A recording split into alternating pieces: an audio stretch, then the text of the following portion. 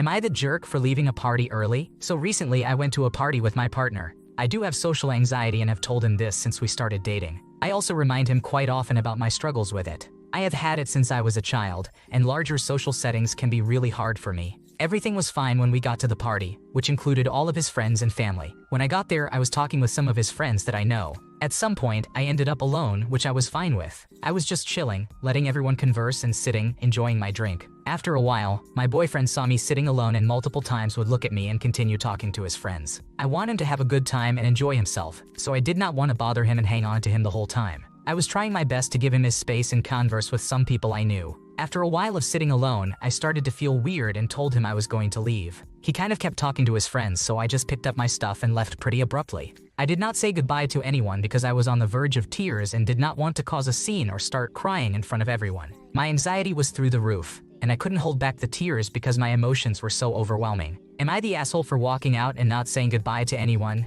After leaving, all of his friends went up to him asking what was wrong with me and why I left like that. I find it strange that many of these friends did not even greet or talk to me but seemed to be watching from afar. Later on, we got into a fight, where he told me about his friends coming up to him, and he told me I embarrassed him. Now he is contemplating things because of how I acted.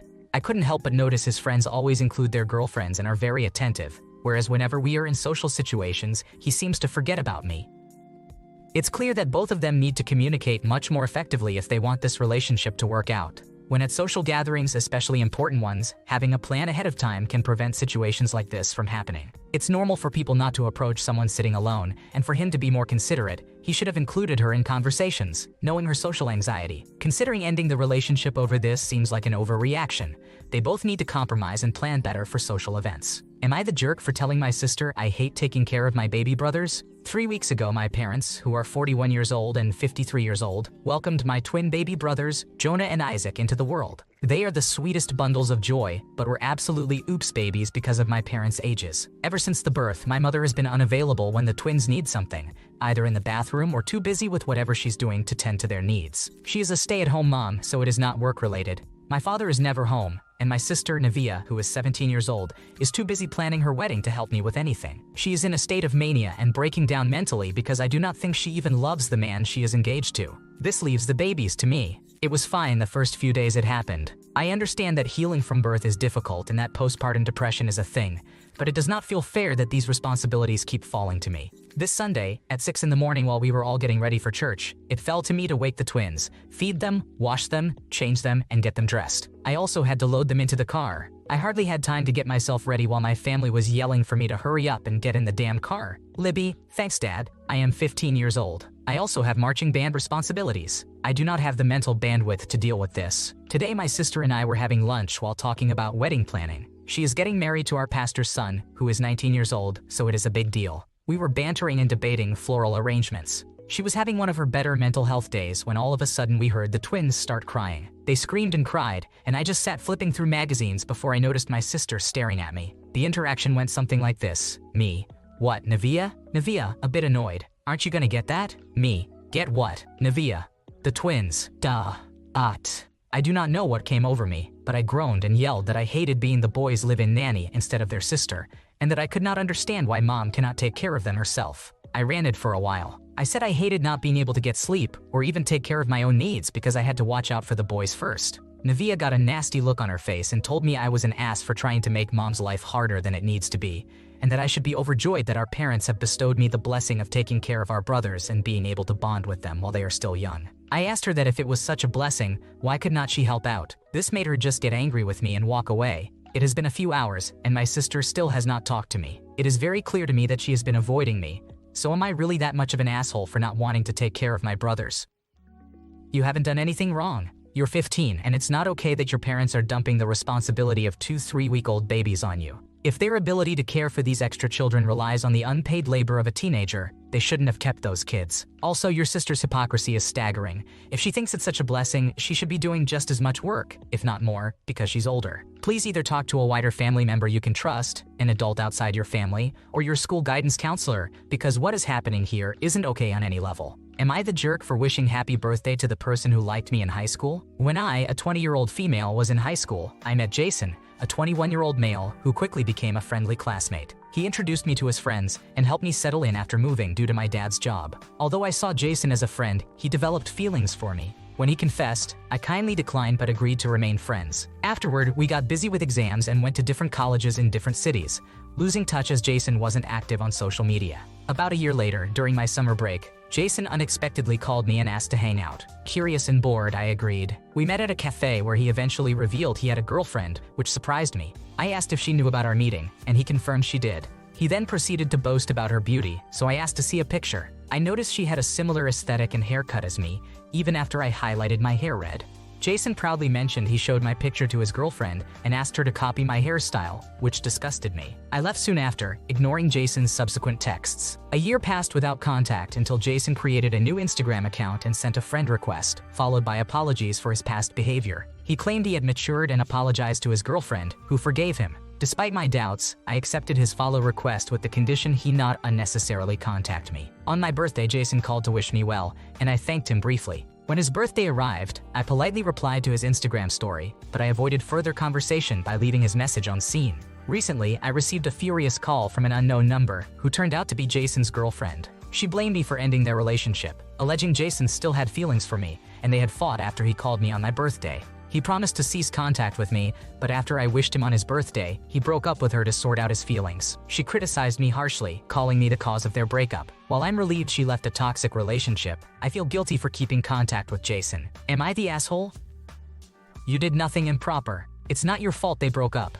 From what you've shared, there was no indication that you're open to anything with him. It's up to him to stop contacting you if he can't separate his feelings, and it sounds like their breakup was the best thing that could happen to his girlfriend. Am I the jerk for telling my mom I was upset that she and my sister planned a trip without me to see our dying grandma? I, a 28-year-old female, texted my mom this morning that I was hurt because I got left out of a trip this weekend to see my grandma, who probably only has weeks left to live. My twin had scheduled to see her in August, but due to her health, she changed the trip to this weekend. My sister and my mom had this whole trip planned without me. When I heard about it, I got upset because my grandma may pass away. Of course, I want and need to see her. Last night when I mentioned it, my mom said she had canceled the trip because her sister, whom she hates, is up there. When I texted her this morning, she told me she had a flight saved for me. I got confused because if she saved me a flight, I would like to know because of work accommodations and just knowing the plan. I told my mom I did not understand why she was booking a flight for me without my knowledge, on top of saying the trip was canceled. Then, within 10 minutes, I received a cryptic text from my sister that I ruined the trip and had it canceled.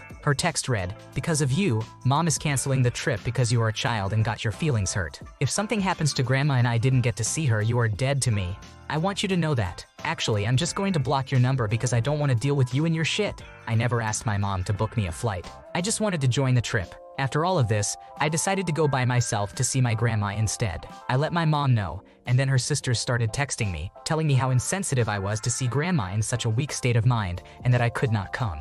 My dad then sent a long text about how I was not welcome at home and that I was a bitch full of drama. He threatened me not to come around anymore. My mom is telling me that I am making this all her fault and that she can't do anything right, how she has skin cancer and I'm ungrateful. All this when all I asked was if I could see my grandma. My sister then called my best friend, telling him that I said he tried to take advantage of me. She was upset I didn't want to stay with her in the hotel for his wedding, and this was a reason why. She called him today to try and get me uninvited from his wedding. He called and confronted me, saying he didn't believe her, thank God. However, I've had 4 family members text me and all this drama because I was upset my grandma is passing away and I wanted to join the trip with my sister and my mom. They never canceled their trip, and now I'm not allowed to see my grandma. I'm not allowed home. I almost got uninvited from my best friend's wedding for no reason, and my mom's side of the family is texting me not to come. I literally did nothing wrong. Am I the asshole? You have done nothing wrong. Your family seems to be full of drama for no reason. All you did was ask a question, and they couldn't even give you a clear answer. As long as you were willing to pay for your spot on the trip, they shouldn't be upset with you. Am I the jerk for telling my mom that she should back off and respect my sister's wedding plans after she demanded a wedding? Hi Reddit, I see a lot of wedding drama posts on here, so it gives me hope that you all can weigh in here. I have an older sister named C, who just got engaged to her fiancé F less than a week ago. The entire family is incredibly happy for them and we think they are perfect for each other, but here is where everything is going wrong. C and F are adamant about not having a wedding and have said outright that they would like to elope. They would rather take the money for a wedding and use it to travel to Japan for their honeymoon, which my other siblings and I are fully supportive of. However, our mother found that totally unacceptable. She became incredibly agitated and confronted my other siblings and me, telling us that we needed to convince C to have a wedding. We asked her why she couldn't just accept and respect that it wasn't her relationship, that it's not her wedding to plan, and that they're only days into their engagement and should just be enjoying their time together, but she refused to listen. I told C that our mom was demanding to know her wedding plans and demanding that they have a ceremony, so she texted our mom privately and told her that there was no timeline and that if any wedding plans changed, C would let our mom know herself. My mom got pregnant with C at 19 years old and never got to have a wedding because she was paying for custody battles with her biological father. She had a civil ceremony with no witnesses at the courthouse with my dad. She frequently laments about not having a proper wedding. When we asked her why she was demanding a wedding, she said word for word, "She took away my opportunity to have my own wedding. She owes me this wedding and I will not have her take it away from me twice." She believes that because she got pregnant with C and had to pay for custody battles, it's C's fault she never had a wedding. We were utterly horrified. C never asked to be born. Our mom made the decision to keep her, though we love that she did keep her, and it wasn't her fault that our mom and her biological dad split. We think it's completely insane and out of line to demand a wedding from C based on her own life decisions. We got into a huge argument because I told her that she needs to back off and stop meddling in the wedding planning. Am I the asshole? Do I need to be more understanding that she didn't get to have a wedding? You handled things appropriately. Mom could have easily had a big wedding or renewed her vows at any point in the last 19 years. Good on you and your siblings for sticking up for C. It's probably not the first time she's blamed something on your oldest sister or any of the other kids. Am I the jerk if I call my spouse a shitty stay-at-home parent? I, a 27-year-old female, have been married to my husband, a 30-year-old male, for 3 years. We have 2 children. This problem has been going on for over a year, and I recently called my husband a terrible stay-at-home parent to his face. We both exited the military last year and decided to move back to his home state so he could work on his familial relationships, and I agreed because I liked the climate. I got out of the military first, and my options were limited to about 3 towns. I got a job in a town about an hour away from my husband's family. I moved with our toddler to live with his family for 6 weeks while he was working on getting out of the military. Since I was living with my in-laws, I was commuting an hour daily for work and needed to find a place for us all to live when my husband joined us. He refused to consider any option aside from his hometown, so we moved into a place there. Our toddler was in daycare while I was solo parenting, and when my husband came, we agreed to continue bringing him to daycare so we wouldn't have to worry about a wait list when he started working. On the days he didn't take the toddler to daycare, I saw them watching whatever show my husband wanted to watch. Toward the end of the same year, my husband told me he never applied to any job, October, November, and in December I had our second child days before Christmas. We decided to continue daycare with the toddler because I was not receiving any pay postpartum and needed to telework starting at 4 weeks postpartum. At 8 weeks postpartum, I returned to work in person, and at 11 weeks we started the process of buying a home. We continued to keep the toddler in daycare until we closed, so we only had to worry about one child during the moving process. Now my husband is the stay-at-home parent to both children, and I am the full-time working parent. We have been constantly arguing, and I called him a terrible stay-at-home parent. My husband watches the kids and not much else. The laundry is almost never done, and when it is, it stays in the basket all week. Dishes pile in the sink, but apparently they are all mine. I would give him some slack if he was doing stuff with the kids, but he doesn't go anywhere with them, and he has full capability. When the weekend comes around, I feel like I have to do all the stuff he doesn't, such as buying the groceries, resetting the house, and doing all the things he doesn't. I also feed our baby. I breastfeed at home when I get off work and through the night, and I pump at work. I'm also the only one introducing baby food and bathing our kids. He feels like I have no right to complain because he brings in income, military disability, but this is not the majority of our income. So, am I the asshole? Everyone sucks here. Hubby isn't holding up his end of the deal. Being a stay-at-home parent involves more than just keeping the kids alive. It's about managing the household and taking care of day-to-day responsibilities. Insulting someone rarely leads to positive change, so drop the insults and start talking. Maybe make a plan to share household responsibilities more equitably. This isn't about keeping score. It's about ensuring that everyone's needs are met and that the household runs smoothly. Thanks for watching. When you subscribe, make sure to hit the bell to turn on notifications so you never miss a video. To finish listening to all the stories, check out the playlist in the description.